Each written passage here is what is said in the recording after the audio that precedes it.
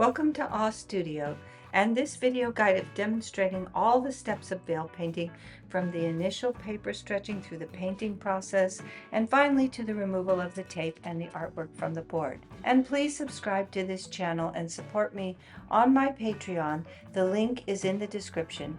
The first thing you need to do is stretch the paper. And that means you need to get a high quality 140-pound cotton rag cold pressed paper, and you'll need some tape which you wet thoroughly and put all around the borders of the paper. This is a very crucial step, and it's important that you get the paper secured to the board so that it doesn't ripple up when you're doing your painting. Next, you'll need to prepare the paints. These are watercolor tube paints, so they shouldn't be too liquidy. You'll need a saucer that has a lip on it so you can put the paint on the lip of the saucer, and then you gradually add water to the paint in the center so that you get the consistency and depth that you want the tone to be. Be careful that you don't go too dark too fast. In step 3, you'll be starting the color composition by creating light veils of color that are very large across the surface of the paper. Your goal is to deepen the composition slowly, creating balance between all the spaces and gradually allowing them to become more and more formative in their quality. The next step is deepening the color in the composition by creating layers that also make new colors as they go on top of each other. You'll learn to create flawless layers as you paint from the inside of each form to the outside. Look for the balance and keep creating something that feels harmonious to you but is interesting to the viewer. Now let's go on and talk about how you actually achieve balance. And you also want harmony in your picture, and you want it to be dynamic. It may be helpful for you to turn the board at this time and look at it from different directions in order to see where you are missing some spaces or need to make it more interesting. In order to make the painting harmonious, you need to look at how much the colors are working together and where they overlap. It shouldn't be that one color in this stage of the painting is dominating, but each one has their own ability to speak to the viewer. And finally, to make it dynamic, you need to start to get some light and dark in the spaces. Now you'll be ready to find a theme. There are a couple of ways once you begin to connect to the representations that you see in the color spaces. You could try putting a piece of plexiglass over your painting and drawing a little bit with color onto the spaces to see if those work for you. And that will help you to form the painting, but remember, this is just a loose sketch. You won't be sticking to it too tightly once you start veiling again.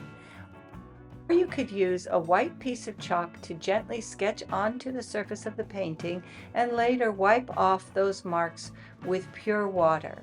Either of these two techniques is helpful in order to gently help you form the representations that you see in the painting.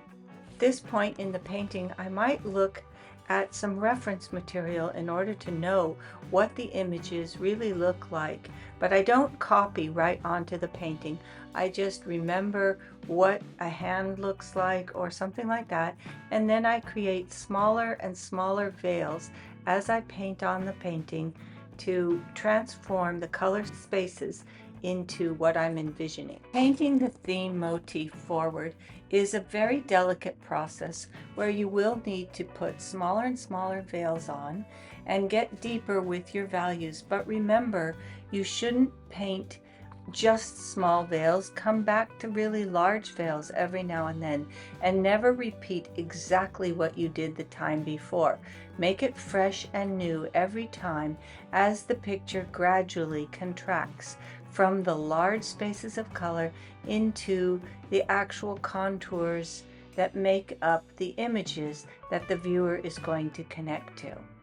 In the final stages of the painting, you want to use a few techniques in order to get it to completion. Here you see I am punctuating the eyes by using a little bit darker value of paint to get the things that I want the viewer to connect to more visible. And I'll be balancing the spaces in the whole picture by using large veils across many surfaces. In veil painting, you don't want to have too much modeling or shading of spaces, but it's the layers upon layers that create the different values. Now let's go to the final stage in the process, removing the tape from the board. First, you'll have to gently peel back all the tape from the board and loosen the painting. And then you pull carefully any excess tape off of the painting, being careful not to pull towards the painting, but always moving away from it. Then take a very wet brush and carefully wet any residue that's left on the painting, and pull the tape slightly away after 5 minutes using a butter knife or a flat palette knife to peel off the tape. This should not be too sticky. It should come off very easily, and if it doesn't, that means that you need to keep wetting it. And then go through with a clean towel and dry off any paint that may be left or tape that may be remaining on the painting. For a complete demonstration of how to remove the tape, please go to my Patreon at Awe Studio. Thank you.